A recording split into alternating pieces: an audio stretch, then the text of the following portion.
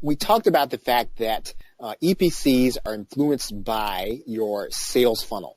And what I want to do is I want to go to some real life examples. And so what I'm going to do here is let's just go to muncheye.com. And everybody knows that muncheye.com is basically the place where affiliates go to find products that they're going to promote within the make money online or business opportunity space.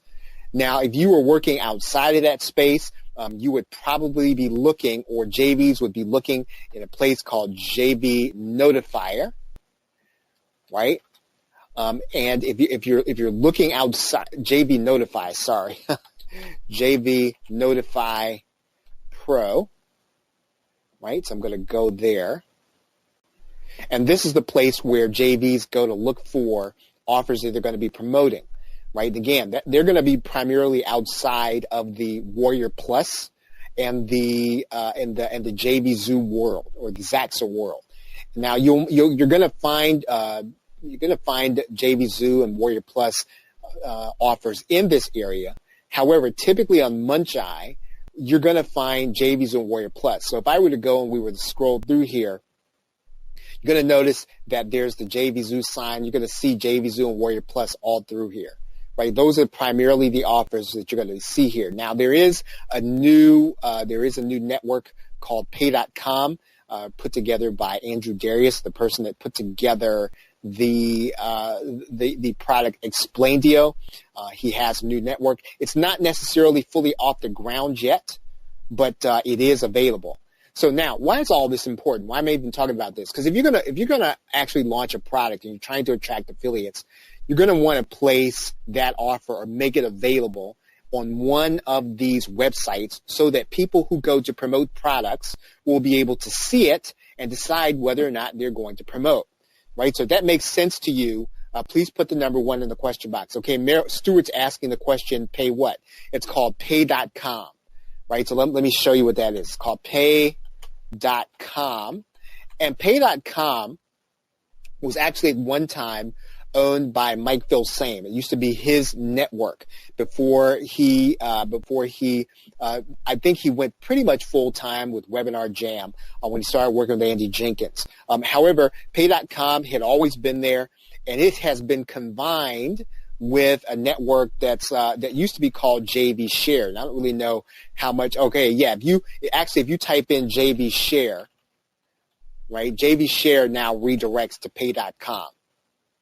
Right, so Pay.com has effectively become what JV Share used to be, and it's a relatively new network, right?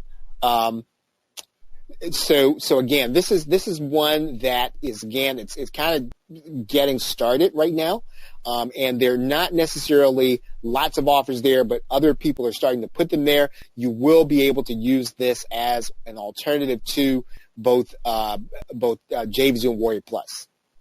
Okay, so let's go back to Muncheye. Now, I'm showing you this because, again, if you're really looking to, let's say, create a product and you're going to want to ask affiliates to promote, you're likely to put your product here on muncheye.com. And what we're talking about right at this moment is we're talking about EPCs as influenced by your sales funnel. And so what I'm going to do is I'm going to pick one offer here. And it's going to be by this person named Jai Sharma. Right? So I'm going to go to their listing, and I'm going to click their JV page. So we're going to go to their JV page. And this is where they're going to be listing all of the information that they want JVs to know before they consider promoting a product. Right? So I'm going to put this URL where you can actually see it. Okay, and so Stuart is asking, can you check for future times on Muncheye? Yes. In fact, if you go to Muncheye, for the most part, we go back there, what you're going to see is you'll be able to see launches going out all the way until December 31st. Right? You can actually see them. You can actually see them going on. So you can list your launch there however long you want it to be out there, right? And if you want people to see it, Typically what happens is JVs are reluctant to say too much about their launch too far ahead of time, sometimes because they feel like somebody's going to copy their idea. So sometimes it isn't something that you're going to do too far ahead of time, right? Okay, so let's kind of go back here. And so if we're talking about the sales funnel, let's go and take a look at the sales funnel.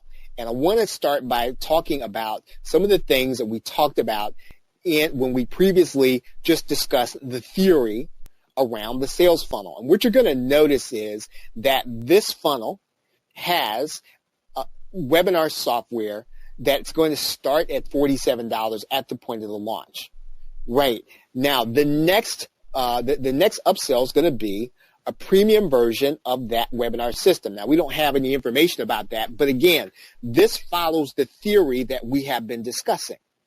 The first upsell needs to be something that if you look at it after you've seen the first or the front end product, you should put together something as your first upsell that should be a no-brainer to somebody who wanted the front end. Now, again, what you don't need to do is you don't need to give people a split product where they can't basically do what they need to do with just the front end product. You're going to sell the whole thing based on your front end. Now, again, we're talking about software right now, but this applies to information products. People should be able to get what you promised them on the sales page if they get your front end product. That is what your psychology should be. Now, when they see the upsell, that upsell should be directly related to your front end product.